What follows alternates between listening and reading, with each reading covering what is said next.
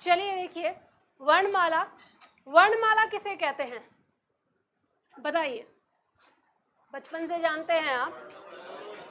वर्णों के व्यवस्थित समूह को क्या कहते हैं? वर्णमाला कहते हैं। इससे आपके एग्जाम में क्वेश्चन आता है, डायरेक्ट क्वेश्चन पूछा जाता है कि वर्णों के व्यवस्थित समूह को क्या कहते हैं? वर्णमाला कहते हैं। यहाँ पर हमारे सामने एक शब्द आता है वर्ण। अब इसको जानते हैं तो ये वर्ण क्या होता है? तो वर्ण को हम दूसरे नाम से जानते हैं जिसे हम कहते हैं ध्वनि। और ये ध्वनि क्या होती है? जब हम अपने मुख से किसी प्रकार की ध्वनि निकालते हैं, कोई आवाज़ करते हैं, तो उसको हम क्या कहते हैं? ध्वनि कहते हैं। वर्ण की अगर परिभाषा दें तो कुछ लोग इसकी परिभाषा देते हैं कि जब हम वर्ण को यानी और टुकड़ों में नहीं तोड़ सकते, जिसे और ज़्यादा ना तोड़ा जा सके, वो क्या कहलाएगा? वर्ण कहलाएगा। तो यहाँ पर सीधा सिंपल सा आप इस तरह से समझिए कि जो ये वर्ण है ये ध्वनि का लिखित रूप है। आपके एग्जाम में यहाँ से क्वेश्चन भी आता है, इसको नोट डाउन करिएगा साथ ही साथ। वर्ण का मतलब होता है ध्वनि का लिखित रूप।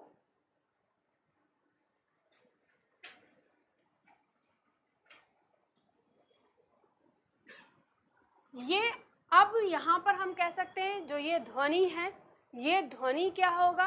तो हम इसे पलट सकते हैं कि ये वर्ण का मौखिक रूप है।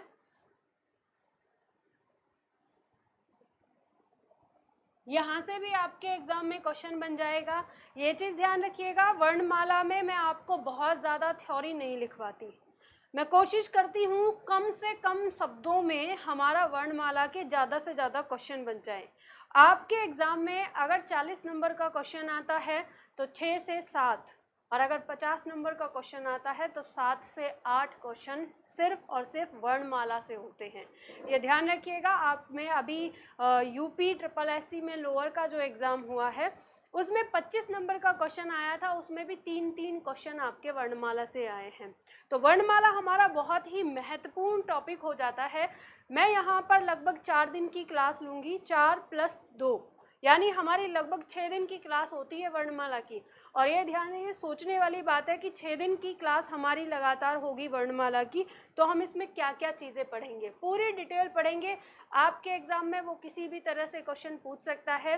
जैसे अभी लास्ट क्वेश्चन आया था तो पूछा गया था निम्न वर्णों में से पार्श्विक वर्ण कौन सा है बताइए। अब जब तक हम नहीं जानेंगे कि पार्श्विक वर्ण क्या होता है, किसे कहते हैं, हम इसका आंसर नहीं बता सकते। तो यहाँ पर अगर बनाया जाए तो बहुत बड़ी थ्योरी बन सकती है, लेकिन मैंने यहाँ पर इस तरह से कोशिश करी है कि आपको एक लाइन के अंदर ही समझा सकें कि पूरा वर्ण क्या है, यानी थ्योरी कम और फैक्ट ज़्यादा से ज़्यादा आपको मिल जाए। तो जिस तरह से यहाँ पर मैंने आपको बताया कि वर्ण मतलब ध्वनि का लिखित रूप होता है और ध्वनि वर्ण का मौखिक रूप होता है, तो इसका मतलब वर्ण और ध्वनि क्या हुए? दोनों एक ही चीज़ हुई ना। तो आपके एग्जाम में अब यहाँ से क्वेश्चन पूछा जाता है कि निम्न में से वर्ण को निम्न में से क्या कहते हैं? ऑप्शन में दिया रहेगा शब्द कहते हैं, अक्षर कहते हैं, ध्वनि कहते हैं, या और भी कुछ कह सकते हैं, दिया जाता है। तो ध्यान रखना, वर्ण को क्या कहेंगे? ध्वनि कहेंगे। अब एक छोटी सी चीज़ और समझ लो पहले कि एक शब्द आएगा आपके एग्जाम में कभी, लिपि। आपसे पूछा भी जा सकता है कि लिपि क्या है वगैरह वगैरह, इस तरह के क्वेश्चन आ सकते हैं जब भाषा विज्ञान से क्वेश्चन आएंगे वहाँ पर। तो ये लिपि क्या होती है? आप लोग जानते हैं हमारी भाषा की लिपि कौन सी है? देवनागरी। आप ये जानते हैं, आपने रट लिया या दिमाग में ये चीज़ है। तो अगर मैं कहूँ कि आप इसको परिभाषित करिए या मुझे बताइए कि लिपि किसे कहते हैं, तो एक्सप्लेन कर सकते हैं क्या? नहीं। तो आप समझ लो, जब कभी मान लो किसी को एक्सप्लेन करना हो, अब आपने ऐसे रट लिया लिपि क्या होती है, इसकी देवनागरी होती है, भाषा क्या है हमारी? हिंदी है। अब इसे थोड़ा सा समझ लो अपनी भाषा में प्रैक्टिकली। जैसे मान लो जब मनुष्य को भाषा की ज़रूरत पड़ी, शुरुआत में मनुष्य जंगल में रहता था, उसे ज़रूरत नहीं थी, वो सांकेतिक भाषा का प्रयोग करता था, एक दूसरे से इशारों से बात करता था। धीरे धीरे उसको ऐसा एहसास हुआ कि अगर मैं जो अपनी बात कह रहा हूँ या मेरे जो विचार आ रहे हैं दिमाग में, ये मेरा बेटा भी पढ़े या मेरे बेटे का बेटा भी पढ़े, मेरे जाने के बाद भी कुछ लोग पढ़े, तो इस तरह से उसे एक भाषा की ज़रूरत हुई। तो उसने सोचा कि क्यों ना कुछ इस तरह के संकेत बनाए जाएं जिन संकेतों से मेरे विचारों को आने वाले मेरे वंशज पढ़ सकें। तो उसने दिमाग लगा के धीरे धीरे पहले क्या किया, कुछ ध्वनि, जो ध्वनि आवाज़ें वो ईजाद करी। जैसे मान लो उसने कहा अ अपने मुंह से निकाला, उस अ को उसने एक आकृति प्रदान करी, उस अ को इस तरह की आकृति प्रदान कर दी। फिर एक ध्वनि निकाली ई, उस ई को एक आकृति प्रदान कर दी। मान लो फिर एक ध्वनि निकाली क ख च, इस तरह से, और उनको एक आकृति प्रदान कर दी क ख च, इस तरह से। तो इस तरह से टोटल हमारी हिंदी भाषा के लिए अगर कहें तो हमने कितनी ध्वनियाँ ईजाद की थी, 52। ठीक, तो ये जो हमने ध्वनि बनाई और इस ध्वनि को जो ये आकृति दी, तो ये जो आकृति देने की शैली है, इसी शैली को हम क्या कहते हैं, लिपि कहते हैं। यानी हम इसे कह सकते हैं जिस शैली में हमने इसको लिखा वही शैली हमारी क्या कहलाई, लिपि कहलाई। इस लिपि को हमने नाम दिया देवनागरी। अब जैसे मान लो हम बात करें, अब हम तो हिंदुस्तान में रहने वाले लोग थे तो हमने हिंदी बनाई।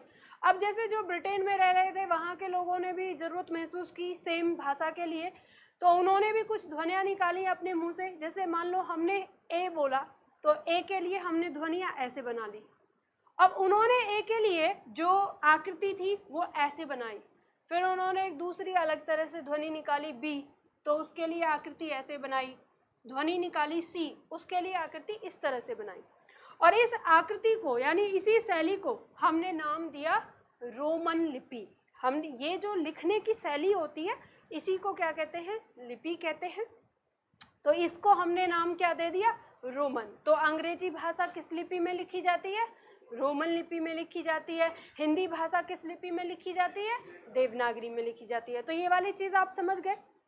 अब आपको ये पता है कि मैंने आपको ये बताया कि ये जो संकेत हैं, ये जो यहाँ पर हमें दिखाई दे रहे हैं, इनको हम आकृति ना कहकर चिन्ह कह सकते हैं, आराम से कह सकते हैं। यानी अ की ध्वनि उत्पन्न करने वाला चिन्ह कैसा होता है तो हम इसे चिन्ह कह सकते हैं, या क की ध्वनि को दिखाने वाला चिन्ह कैसा हो सकता है तो हम इसे नाम दे सकते हैं कि ये हमारा क्या हो गया, चिन्ह हो गया। अब ये जो चिन्ह हमने नाम दिया तो हम इसको लिपि चिन्ह कह सकते हैं, आराम से हम इसे कह सकते हैं लिपि चिन्ह, क्योंकि ये चिन्ह हमारा लिपि से लिया गया है, यानी लिपि को दिखाने के लिए। अब ये बताइए कि हमने इसको पूरा नाम दिया लिपि चिन्ह, किसको, सपोज करो हमने ये रखा है, इसको लिपि चिन्ह कहा है, तो इसको हम दूसरा नाम भी तो देते हैं, क्या कहते हैं इसको, एक व्यवस्थित भाषा के अंदर भाषा को समझने के लिए हमने अपनी तरफ से इसको क्या नाम दिया है, वर्ण। और इस वर्ण का मौखिक रूप हमने दिया है ध्वनि। तो अब ध्यान रखिएगा, अगर आप प्रीवियस क्वेश्चन पर ध्यान देते हैं तो ये वाली चीज़ मैंने आपको क्यों बताई है। मैंने आपको लिपि बता दिया, लिपि के जो शैली उनको चिन्ह बता दिया। अब आपके एग्ज़ाम में 6-7 महीने पहले, शायद लास्ट ये जो आपका वीडियो का एग्ज़ाम हुआ है, इससे पहले जो एग्ज़ाम हुआ था, यानी वीडियो के एग्ज़ाम में, सॉरी ये तो लोअर का हुआ है, वीडियो के एग्ज़ाम में, आपके एग्ज़ाम में ऐसा क्वेश्चन आया था कि लिपि चिन्हों के व्यवस्थित क्रम को क्या कहते हैं। और ऑप्शन में वही दिए हुए थे, वर्ण कहते हैं, वर्णमाला कहते हैं, शब्द कहते हैं, या इनमें से कोई नहीं। तो हमें ये समझ में आ गया ना कि लिपि चिन्ह के स्थान पर क्या लिखा होना चाहिए था, वर्ण। तो हम आसानी से पहचान लेते कि वर्णमाला कहते हैं। अब बहुत सारे विद्यार्थी नहीं पहचान पाए इस चीज़ को, तो ये ध्यान रखिएगा, यहाँ जो मैं आपको बता रही हूँ आप अपने दिमाग से भी इन चीज़ों का आंसर दे सकते हैं जब चीज़ों को समझ लेते हैं कि भाई ये हमारी लिपि हो गई और इनके ये चिन्ह हो गए, इनको हमने भाषा के अंदर एक नाम दिया है वर्ण, और ये हो गई ध्वनि। तो अब आपसे वो 3 तरह से क्वेश्चन पूछ सकता है वर्णमाला की परिभाषा का। कैसे, वर्णों के व्यवस्थित क्रम को क्या कहते हैं, वर्णमाला कहते हैं। ध्वनि के व्यवस्थित क्रमों को क्या कहते हैं, वर्णमाला कहते हैं। और लिपि चिन्ह के व्यवस्थित क्रम को क्या कहते हैं। तो 3 क्वेश्चन आपके बन जाते हैं। तो ये बताइए, आसानी से कर पाएंगे ना आप, तो आप इस तरह से इसे समझिए इन चीज़ों को, तो ये आपने समझ लिया। चलिए आगे बढ़ते हैं। तो ये तो था हमारी वर्णमाला से संबंधित, यानी वर्णमाला की परिभाषा से संबंधित कुछ पॉइंट।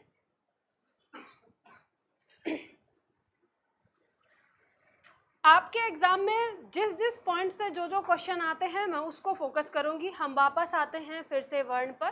तो हमने वर्ण के बारे में जो क्वेश्चन आएंगे पूछ लिया। अब हम देखते हैं वर्ण हमारे कितने प्रकार के होते हैं। अगले हमारा क्वेश्चन हो जाता है वर्णमाला के अंदर वर्णों के प्रकार। तो हमारे वर्ण कितने प्रकार के होते हैं हिंदी भाषा में? स्वर और व्यंजन। हमने इनकी परिभाषा दी कि ये जो हमारे स्वर और व्यंजन हैं, स्वर हमारे कुल कितने होते हैं? अब मैंने शब्द जोड़ दिया था कुल, तो 13 हो जाएंगे, है ना। वर्णमाला के स्वर होते हैं 11, अगर कुल की बात करें तो 13 होते हैं, पर अभी हम यहाँ पर 11 लिख कर चलते हैं। ए आ, ई उ ऊ, री, ए ऐ, ओ औ। ये हमारे क्या होते हैं? 11 होते हैं। इनकी परिभाषा क्या कहती है? आप लोगों को इनकी परिभाषा अच्छे से आती है। जो हमारे व्यंजन हैं ये हमारे कहलाते हैं, जैसे हम पढ़ते हैं क ख, डॉट डॉट डॉट कर देते हैं हम आगे, आगे हमारा आ जाता है ह तक, या इसके आगे भी अगर हम देखें तो हमारे संयुक्त व्यंजन यानी घ तक आ जाता है। इनकी टोटल संख्या हिंदी भाषा में हमारी 39 है और वर्ण की कुल संख्या हमारी हो जाती है 52। यहाँ पर +2 करके ये वाला जो चार्ट है आप एक बार अपनी जो खाली पेज दिया है आप वहाँ पर बना लीजिए।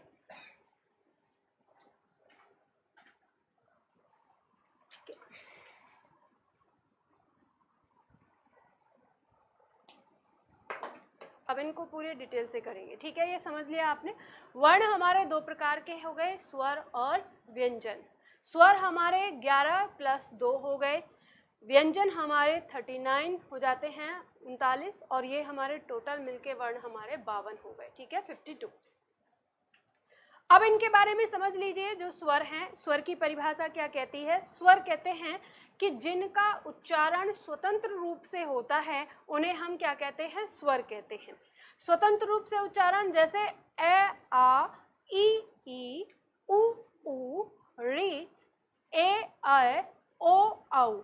और ये जो हमारे 2 आ गए प्लस अंग और अह, ये हमारे स्वर की श्रेणी में अभी नहीं आएंगे। तो यहाँ पे बताइए हमारे उच्चारण में हमें कोई फर्क नहीं पड़ा, आसानी से हमने इनको बोल दिया। व्यंजन की परिभाषा क्या कहती है? व्यंजन की परिभाषा कहती है जो वर्ण स्वर की सहायता से बोले जाते हैं उन्हें क्या कहते हैं? व्यंजन कहते हैं। तो उच्चारण हम देखें, जैसे ये है क ख ग घ। अब जब यहाँ पर उच्चारण हम कर रहे हैं और हमने परिभाषा देखी तो ध्यान रखिएगा आगे तक जब आप वर्णमाला के बारे में पढ़ रहे हैं तो ऐसे ही मत जानिएगा कि बस जो लिख दिया उसे रटना शुरू कर दें। प्रैक्टिकल करना सीखिए, क्योंकि हम पढ़ रहे हैं भाषा विज्ञान, और विज्ञान कभी रटा नहीं जाता, उसे प्रैक्टिकल किया जाता है। तो इनका उच्चारण हमने किया निर्बाध रूप से हो गया, तो स्वतंत्र रूप से हो गया इनका उच्चारण।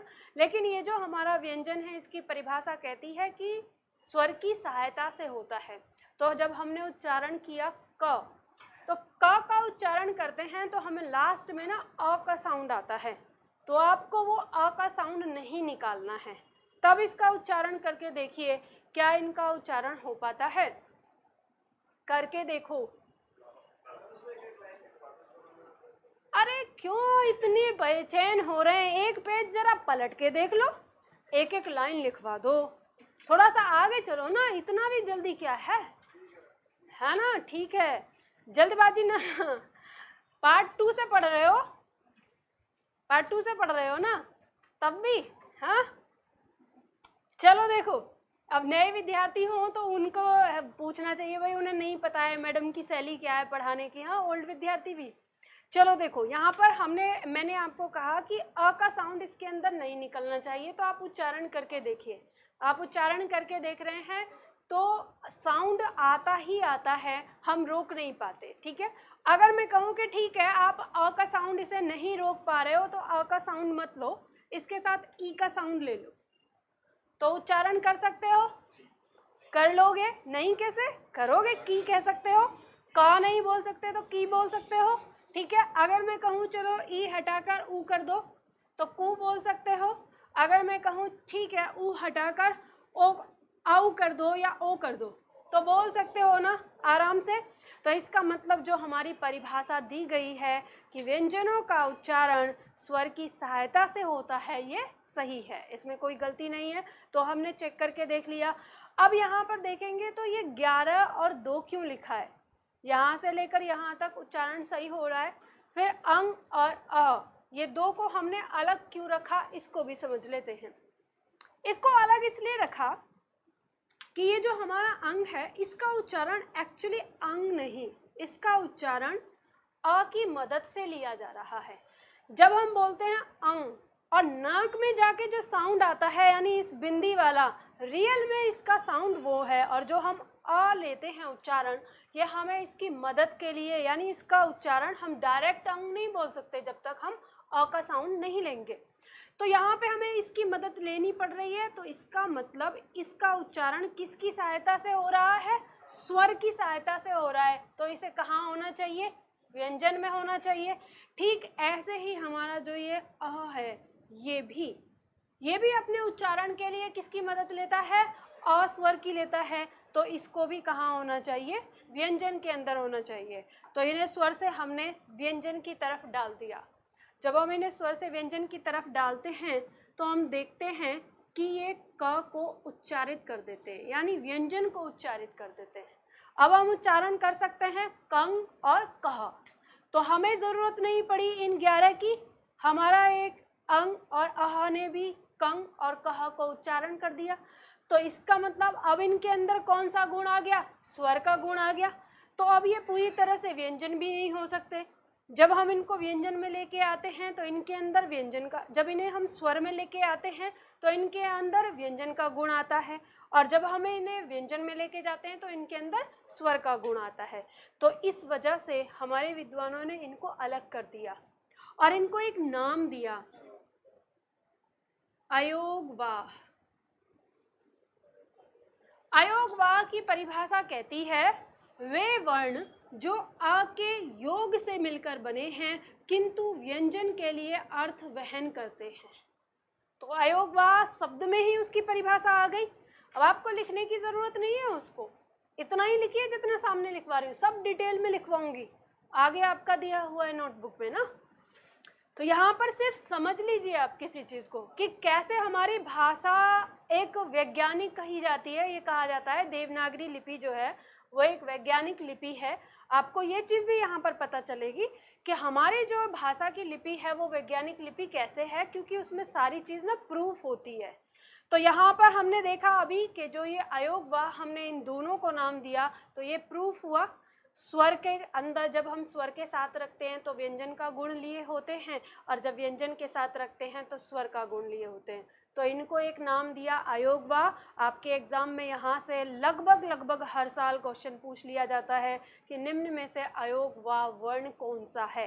तो या तो आपका अनुस्वार, इसे हम अनुस्वार के नाम से भी जानते हैं, और इसे विसर्ग के नाम से, या तो दोनों एक साथ ऑप्शन में रहेंगे या फिर दोनों में से कोई एक अनुस्वार या विसर्ग के नाम से रहेगा।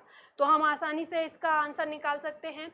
इसी के साथ एक और क्वेश्चन बनता है कि वर्णों के बीच की कड़ी किसे कहा जाता है, तो अयोगवाह वर्ण को, क्योंकि इसके अंदर स्वर और व्यंजन दोनों के गुण पाए जाते हैं, इसलिए हम इन्हें वर्णों के बीच की कड़ी कह सकते हैं। ठीक है, तो यहाँ पे हमें क्वेश्चन पता चल गया। तो अब हम एक तरफ से ना डिटेल से पढ़ेंगे। स्वर को स्टार्ट करते हैं। स्वर क्या होता है, स्वर की मात्राएं क्या होती हैं, और स्वर के प्रकार क्या होते हैं कि इनका क्या क्या वर्गीकरण